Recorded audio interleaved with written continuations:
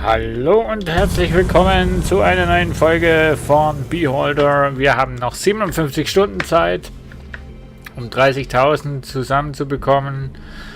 Und wir haben ein Profil in der letzten Folge gemacht über den Vacuum Burek, oder wie der hieß. Und es ist illegal, Bücher zu lesen oder zu besitzen. Oh fuck. Ein Telefonat. Oh oh.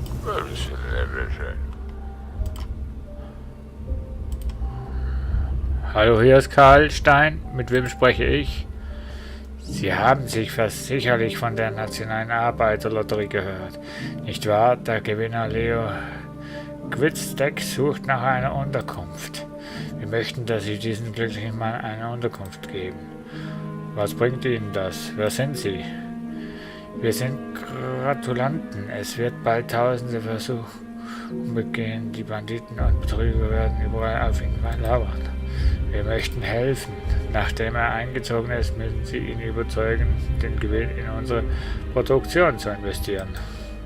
Unsere Firma Hörner und Hufe entwickelt neue Innovationen in der Tierhaltung. Wir helfen den Bauern, ihre Tierkadaver ohne Abfälle zu verwerten.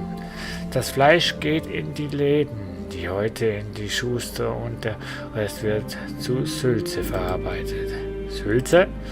Mögen Sie keine Sülze? Wie kann man das ausdrücken? Wir warnen Sie, Karl. Wenn uns jemand im Weg steht, wird er selbst schnell zu Sülze. Bald wird unsere Sülze ein Nationalgericht werden.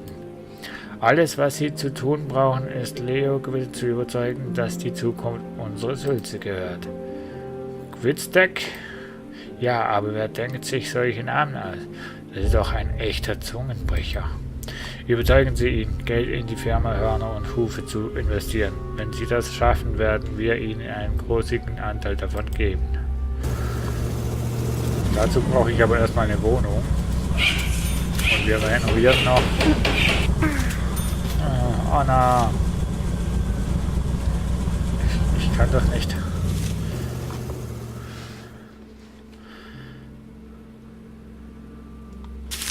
Wo kriege ich denn jetzt eigentlich ein Radio?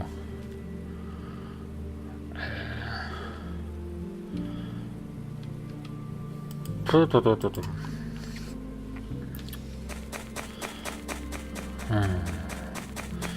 weiß ich gar nicht mehr, was ich vorhin wollte machen.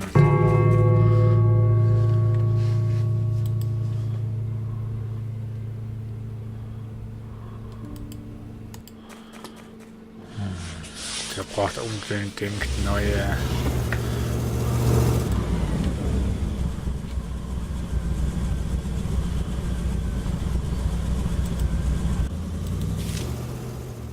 vermieten. Leon, Alter, suche dringend nach einem Appartement für ein paar Tage näher an der Fabrik, desto besser.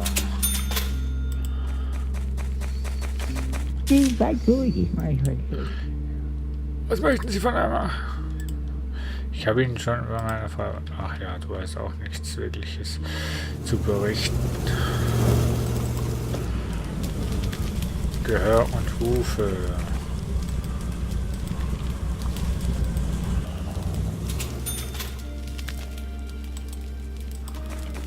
So.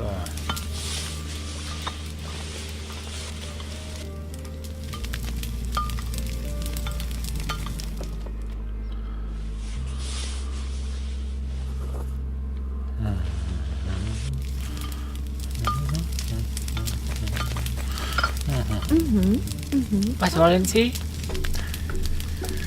In der früheren Adresse fragen. Nee. Wo kommen Sie her? Das interessiert keinen. Es gefällt mir hier. Ja. So, die hat auch nichts Neues. Tschüss.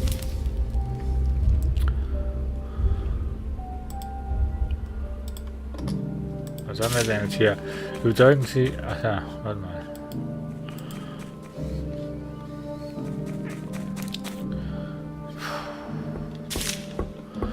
Wo kriege ich ein Radio her? Das ist meine Frage. Radio. Er kommt. Der Arbeiter vom Dienst. Er kommt. Ja, ansprechen. Mein Name ist Karl, ich bin der Hausmeister, der sich um das Haus kümmert. Ich danke Ihnen, dass Sie Pensionäre aufnehmen. Ich bin Leo Gutzdeck und ich bin wegen einer wichtigen Angelegenheit für einige Tage hier gekommen. Was hat Sie nach Helmer gebracht? Ich bin so glücklich, zum ersten Mal in meinem ganzen schweren Leben. Ich habe in der Arbeiterlotterie gewonnen. Ich bin zu der Preisverleihung gekommen. Ach so, du hast... Wie werden Sie Ihren Gewinn ausgeben? Eine schwierige Frage. Das Haus meiner Schwester wurde vor nicht allzu langer Zeit abgebrannt. Sie lebt nicht weit von der Front entfernt. Ich wollte ihr helfen, zu mir zu ziehen. Aber ich habe keine Familie. Meine Kollegen sind meine Familie. Ich werde auch neue Arbeitsschuhe kaufen und einen Koffer für meine Werkzeuge. Nun einige Geschenke für Neffen und Nichten. Ich habe ein Geschäft am Kai gefunden, wo sie die Honighähnchen und Preiselbeeren mit Zucker kaufen können. Ein gutes Geschäft. Ich liebe auch diese Preiselbeeren. Beachten Sie, dass Sie nur 2 Packungen auf einmal kaufen können. 2 Packungen? Okay, ich werde einige Besuche machen. Es gibt so viele Kohlefrachter. Ist das nicht ein Glück?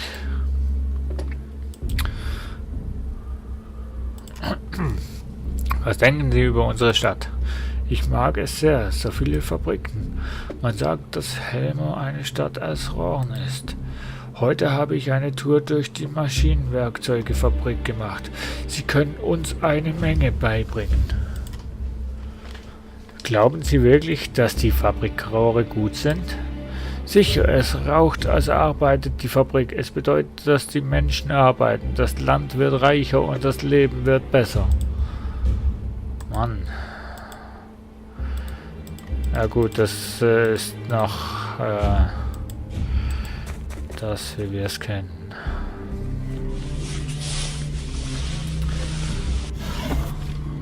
Wie kriegen wir ihn jetzt dazu, irgendwie Geld zu investieren? Das ist die Frage. Boah, ich hoffe echt, dass das Mikro wirklich gut aufgenommen ist und ihr mich versteht. Du hast Ausrufe. Nach der Frage, was er will.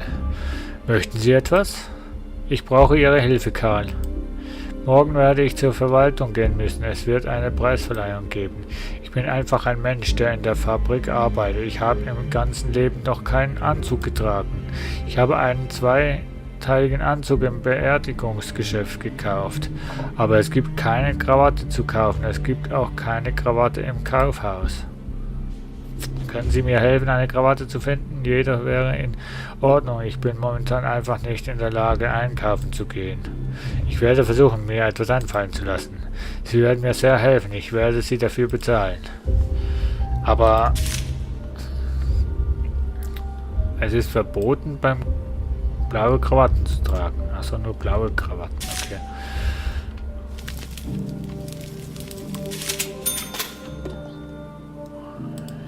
So. Finden Sie eine Krawatte für Leo Gutzdeck. Okay. Muss mal schauen, ob wir zu Hause irgendwas rumliegen haben. Shit, der ist zu Hause. Na, tschüss. Ich glaube, die letzten, wo ich hatte, die habe ich alle verkauft. Verflixt. Ach, mein Schatz, die schreibt mir mal Briefe.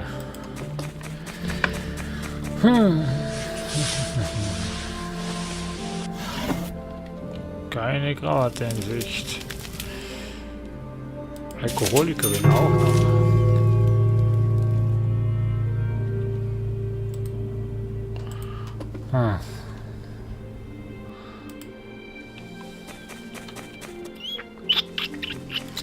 Lebensbedrohlicher Zustand.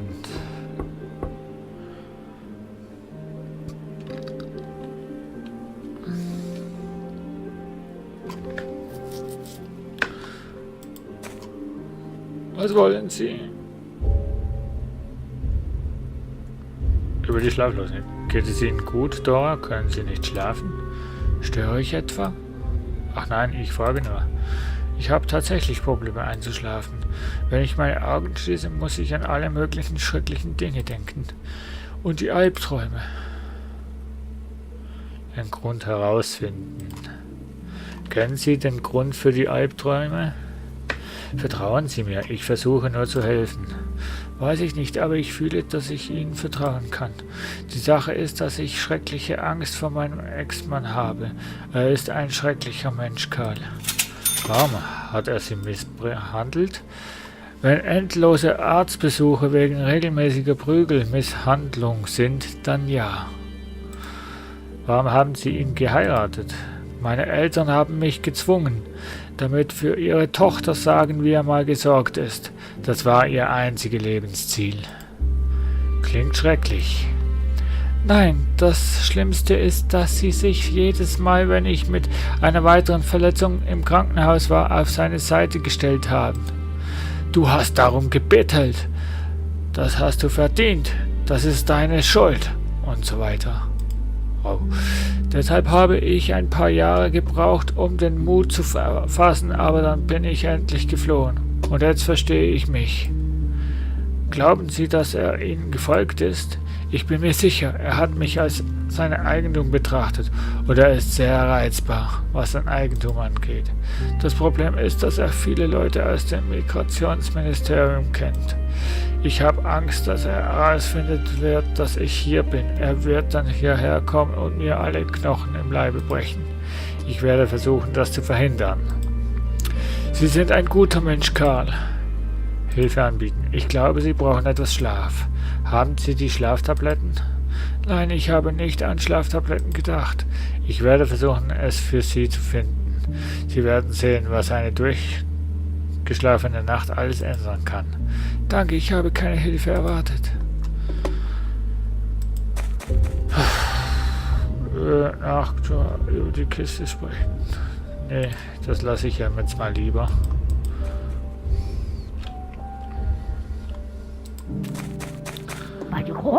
Schönen Nachmittag. Sagen Sie mir Bescheid, wenn Ihnen etwas auffällt.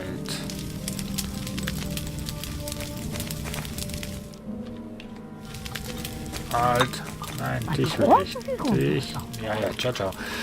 Dich wollte ich. Nee, der hat auch nichts. Was brauche ich denn? Ja, warte. Kennst du einen Studenten namens Vergefü Bukic? Was für ein peinlicher Name. Ich weiß nichts über ihn, aber ich kann fragen. Frage, er lebt in unserer Wohnung. Und es wäre nett, mehr über ihn zu erfahren. Cool. Ah. Sprichst du mit mir? Nicht jetzt, Martha. Wie geht es dir, Martha? Nicht so gut, Papa. Es tut hier in meiner Brust so weh. Es ist, als wäre es Sonne in meinen Lungen. Cool, nicht wahr? Ja, Süße. Mama meint noch, kannst du machen, dass sie aufhört? Hört auf zu weinen.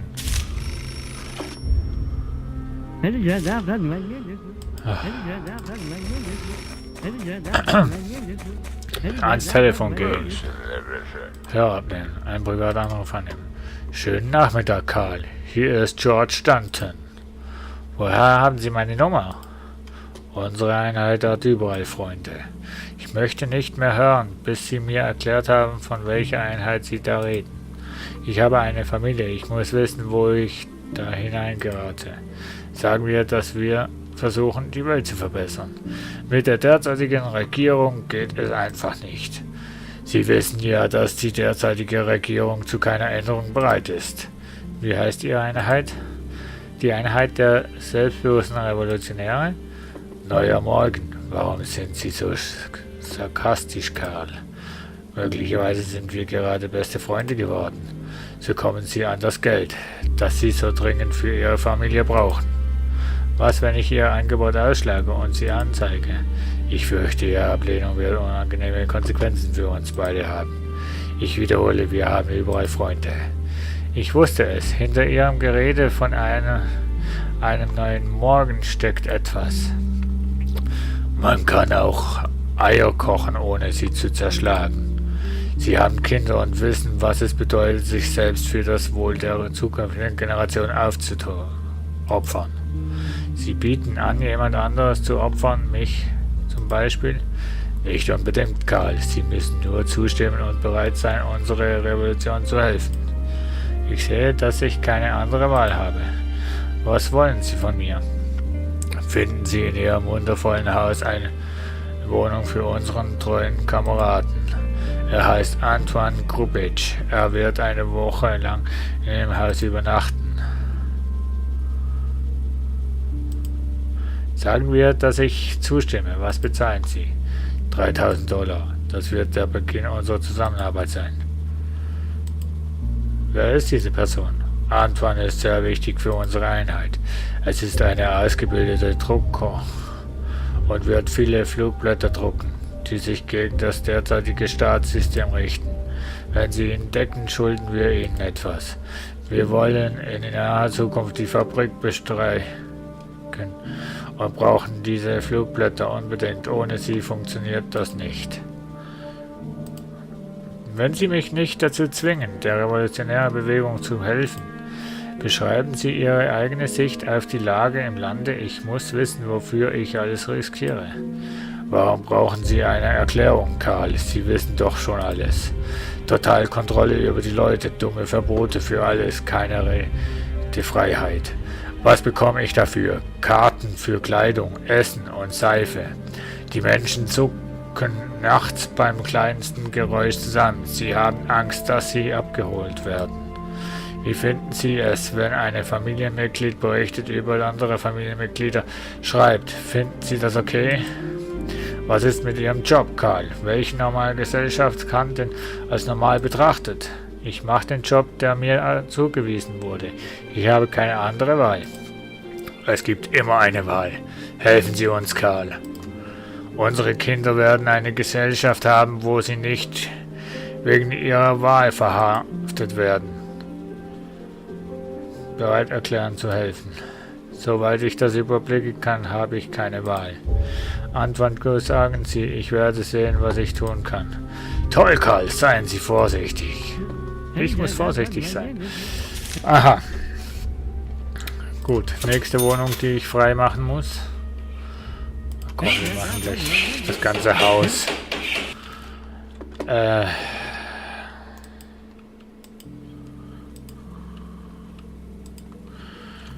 Oh. Was brauche ich denn? Schlaflosigkeit, geschniegen und geprügelt, Gehirn und Hufen. Ja, genau.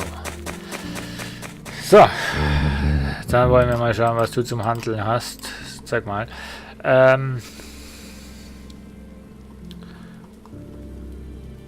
Warte mal, wie ist die Verordnung? Blaue Krawatte, grüne Krawatte aber nicht. Dann brauchen wir noch Aspirin, eine Tablette laut Etikette. Das ist Aspirin.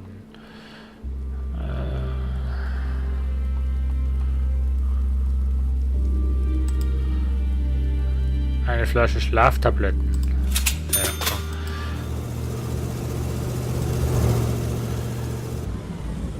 Und dann kann ich die Briefe alle verkaufen. Die Socken. Genau. Danke. So. Mein Sohn hat auch wieder ein Leiden. So. Seit wann ist denn... Nicht identifizierte Personen in weißen Roben haben sich in das Universitätsgremium geschlichen und Miroslav Pepper gezwungen, einige Wörter in der Tafel zu schreiben, die seine Ehre und Würde verletzten. Professor Pepper trat von seinem Amt zurück und wurde ins Krankenhaus gebracht. Bei der Festnahme gab es 11 Tote. Professor Pepper, berüchtigt für seine Stechungen und niedrige Taten, hat endlich etwas Nützliches getan. Er gab zu, die Bildung zu untergraben, anstatt sie zu fördern. Schande über jene, die Studenten in den Krieg schicken.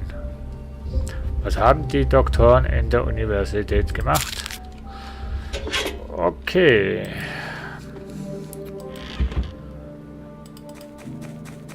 Bleib mal stehen, Patrick.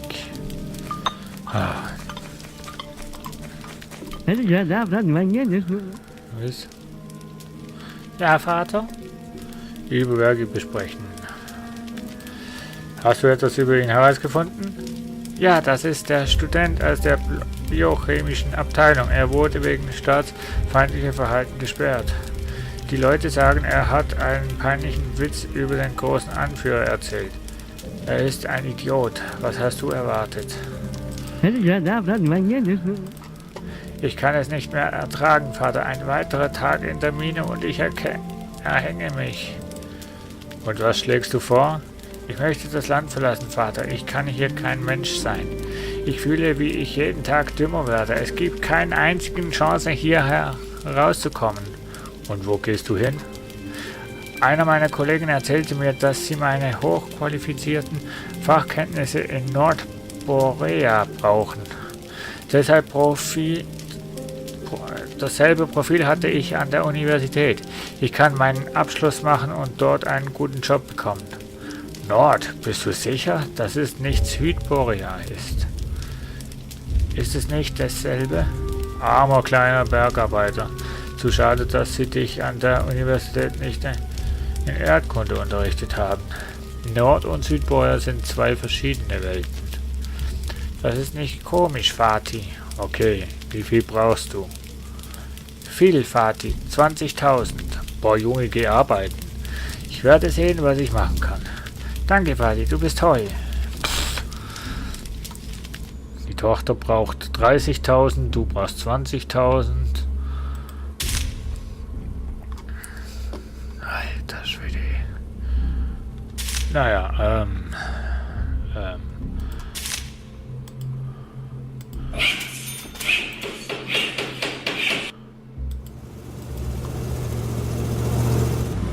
Antoine Kubic, Druckermeister, genau. Anja Trotta, Suche nach Mietwohnung bis zum Frühjahr. So, komm. Und Suche nach Bibliothekar, Alter, Suche nach Mietwohnung in Ruhiglage, keine Nachbarn mit Kindern, keine Spielplätze, keine Herren. Telefon! Ich komme!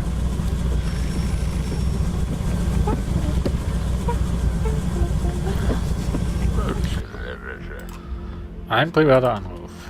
Danke, Karl.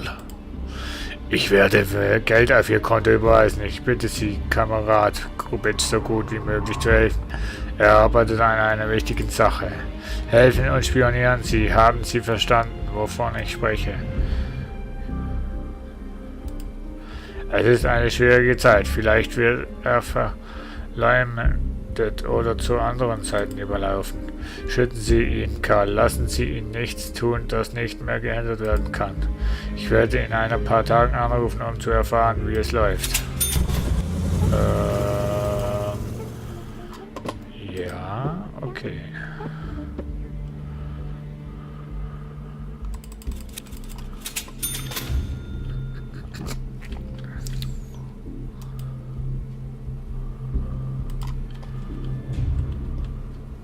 So, das sind alles unbewachte...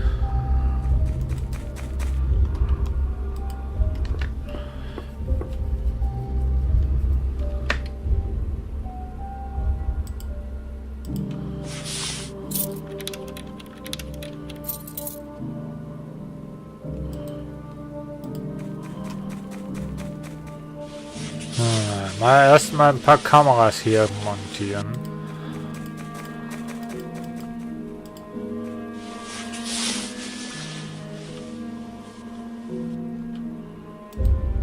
Und jetzt gehen wir mal zu ihr und geben ihr mal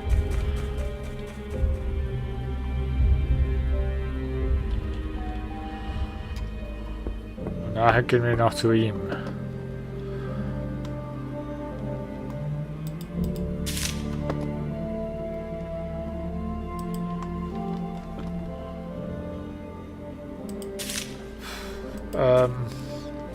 Was wollen Sie? Also hier, Schlaftabletten. Was wollen Sie? Ich habe die Schlaftabletten gefunden. Die sollten Ihnen helfen. Das ist so großmütig von Ihnen. Es ist meine Aufgabe, für die Mieter zu sorgen. Das ist wahr.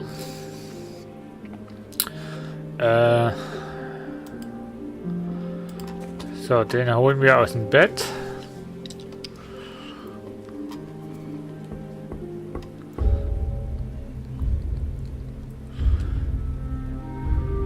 Gute Nachtgeschichte hat mich gebeten, ihr ein Radio zu bringen. Von wo kriege ich eigentlich ein Radio?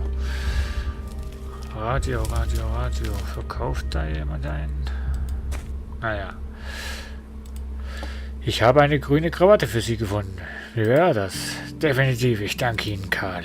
Ich hoffe, 300 werden Ihre Kosten decken. Ja. Wir werden ihn müssen wir noch irgendwie überzeugen, da in ein Unternehmen zu investieren. Wo kriege ich denn jetzt ein Radio her? Hier? Nee.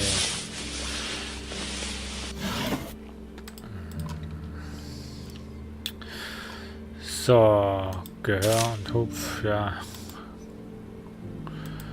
Das ist eben die 30.000, dann die 20.000.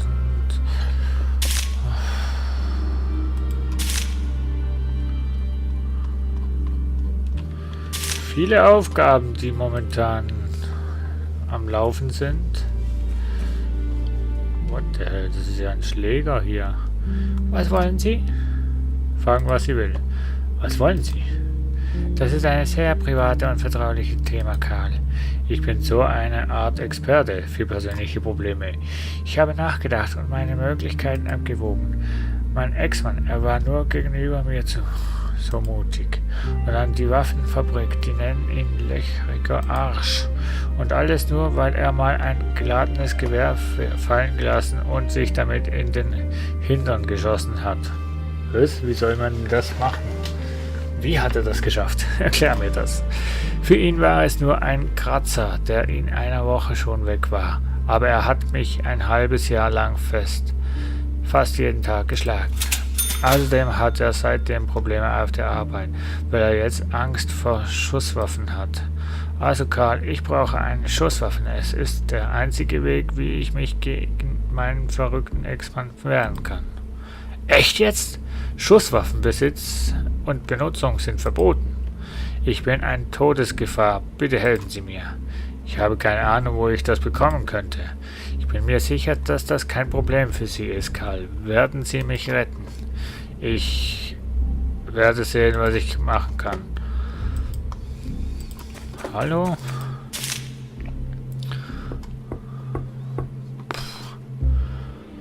Oh, nee. Beten eine Schusswaffe für Sie zu finden.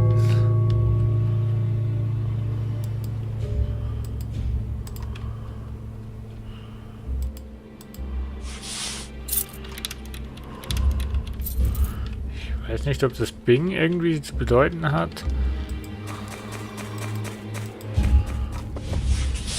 Patrick. Oh.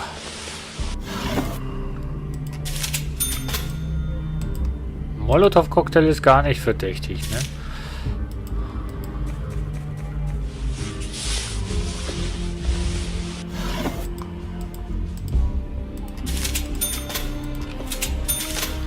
Oh, also der ist ja hochkriminell.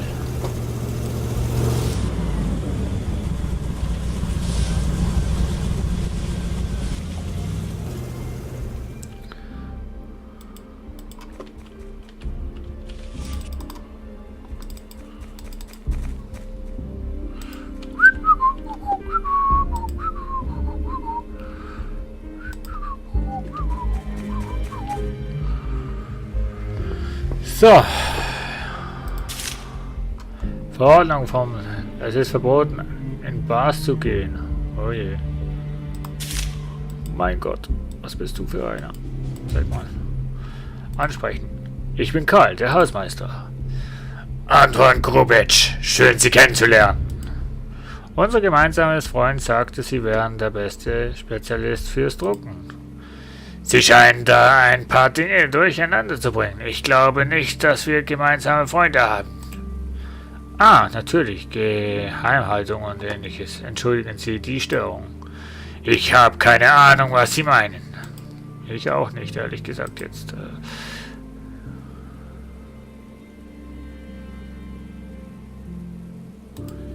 Erzählen Sie mir von dieser Bewegung, der Sie sich angeschlossen haben. Welche Ziele und Aufgaben haben Sie? Das ist Quatsch. Es gibt keine Bewegung. Mein Hauptziel ist, gut zu essen und das Planziel zu erreichen. Sie lassen mich diese Aufgabe nicht erledigen. Doch. Welche Aufgaben? Was meinen Sie? Ich bin nur auf der Durchreise. Ich ziehe in ein paar Tagen in ein Hotel der Klasse B. Und die Flugblätter, die Sie drucken mussten? Ah, das meinen Sie. Eine kleine Aufgabe, die ich zu Hause erledigen wollte. Keine Sorge, es wird die Mieter nicht stören. Okay. Ich glaube dir jetzt mal.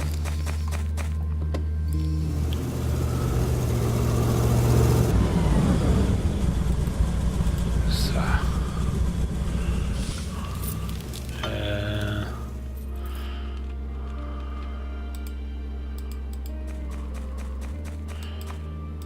Ich habe hier noch... Was bist du denn? Margaret Sauer, genau. So, und hier noch im Schlafzimmer eine. Und noch... Hey, der hat ein Radio.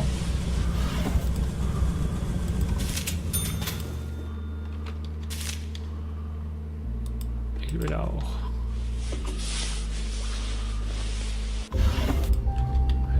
Geldbörse. Und am Bett vielleicht noch etwas.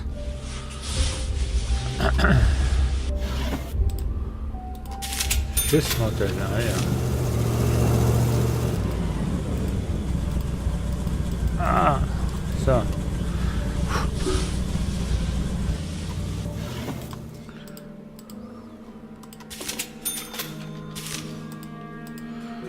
Was man alles so rausfindet über Personen. Blaupause. Ist nicht illegal, oder?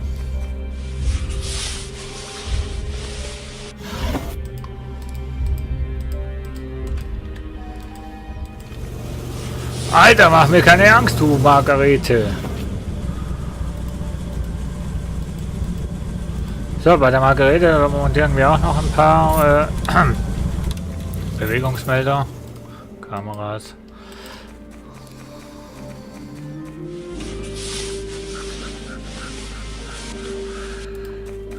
Und beim Bett noch eine kleine.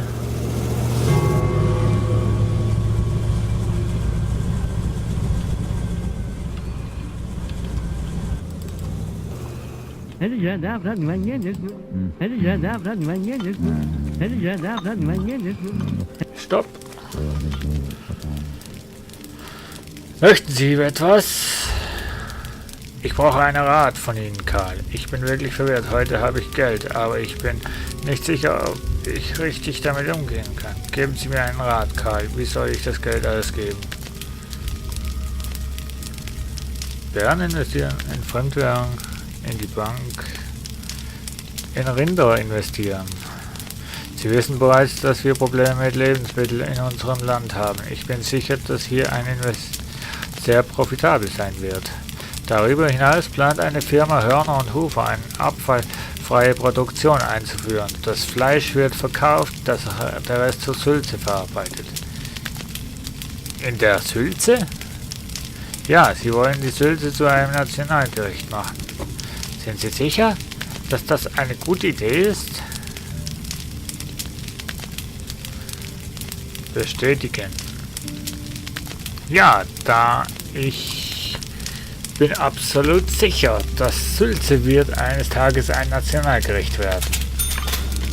So. Und wie es weitergeht, werden wir in der nächsten Folge sehen. Bis dahin. Tschüss.